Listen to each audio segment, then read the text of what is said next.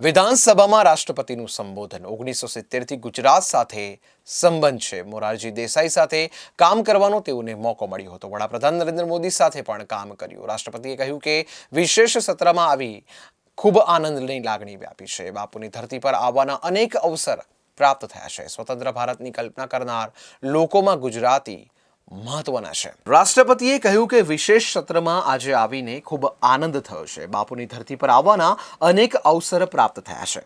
સ્વતંત્ર ભારતની કલ્પના કરનાર લોકોમાં ગુજરાતી મહત્વના છે। મહાત્મા ગાંધીએ સંપૂર્ણ વિશ્વને વિચારને મહત્વ આપ્યું છે। નરસિંહ મહેતાના ભજન વૈષ્ણવજન તો તેને કહીએ ને રાષ્ટ્રપતિએ યાદ કર્યું હતું। પાલિતાણા, ગીર, વડનગર સહિત અનેક મંદિરોએ એકતાના ઉદાહરણ આપ્યા છે। તેમણે કહ્યું હતું કે વિજ્ઞાન ક્ષેત્રે ગુજરાતનું યોગદાન છે। વિક્રમ સારાભાઈ અને હોમી ભાભા જેવા વૈજ્ઞાનિકો ગુજરાતે આપ્યા છે। आज़ादी और उसके अमृत महोत्सव के संदर्भ में गुजरात से अधिक उपयुक्त कोई और स्थान नहीं है।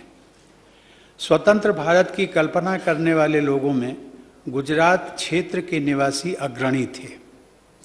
19वीं सदी के अंतिम दशकों में भारतीयों के अधिकारों के लिए दादा भाई नौरोजी और फिरोज शाह मेहता जैसी विभूतियों ने आवाज़ उठाई थी।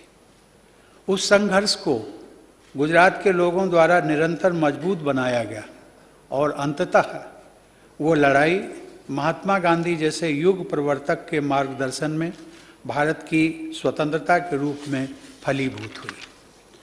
महात्मा गांधी ने न सिर्फ भारत के स्वतंत्रता संग्राम को विलक्षण नेतृत्व प्रदान किया, अपितु संपूर्ण विश्व को एक नई राह, एक नूतन सोच और एक नवीन दर्शन का उद्बोध कराया। आज जब भी विश्व में किसी भी प्रकार की हिंसा होती है, तब बापू के मूल मंत्र अहिंसा के महत्व का एहसास किया जाता है। देवियों और सज्जनों, गुजरात का इतिहास अद्वितीय रहा है। महात्मा गांधी और सरदार पटेल की इस भूमि को सत्याग्रह की धरती भी कहा जा सकता है। सत्याग्रह अर्थात सत्य का आग्रह, यह मंत्र विश्व भर में साम्राज्यवाद के विरुद्ध एक अमोघ अस्त्र के रूप में स्थापित हुआ। बारडोली सत्याग्रह, नमक आंदोलन और दांडी मार्च ने हमारे स्वतंत्रता संग्राम को नया स्वरूप तो दिया ही, साथ ही विद्रोह की अभिव्यक्ति और जन आंदोलन के संचालन को भी एक नया आयाम दिया। बारडोली सत्याग्रह से सरदार वल्लभ भाई पटेल के रूप में एक महान जननायक का भी उदय हुआ।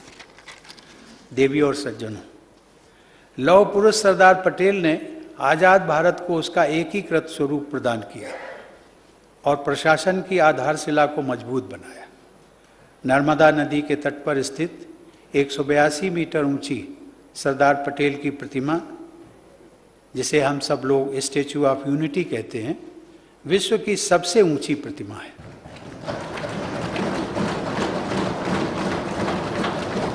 परंतु देशवासियों के हृदय में सरदार पटेल का कद उससे भी ऊंचा है। उनकी वह प्रतिमा भारत के उस महान सपूत की स्मृति में कृतज्ञ राष्ट्र की तरफ से एक छोटी सी भेंट है।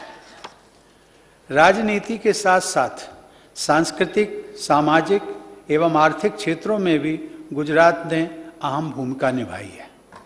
नरसिंह मेहता की भक्ति से सिंचित इस धरती पर अध्यात्म का प्रचुर प्रभाव रहा है। उनका भजन वैष्णव जनते तेने कहिए, जो पीड़ पराई जाने रे,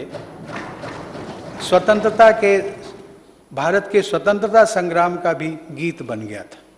इस भजन ने भारतीय संस्कृति के मानवतावाद को प्रसारित किया। पूरी मानवता के प्रति समदृष्टि के परिवेश में गुजरात में पली बढ़ी हंसाबेन मेहता ने संयुक्त राष्ट्र संघ के universal declaration of human rights के प्रावधानों में महिलाओं को पुरुषों के समकक्ष स्थान दिलाने का ऐतिहासिक कार्य किया।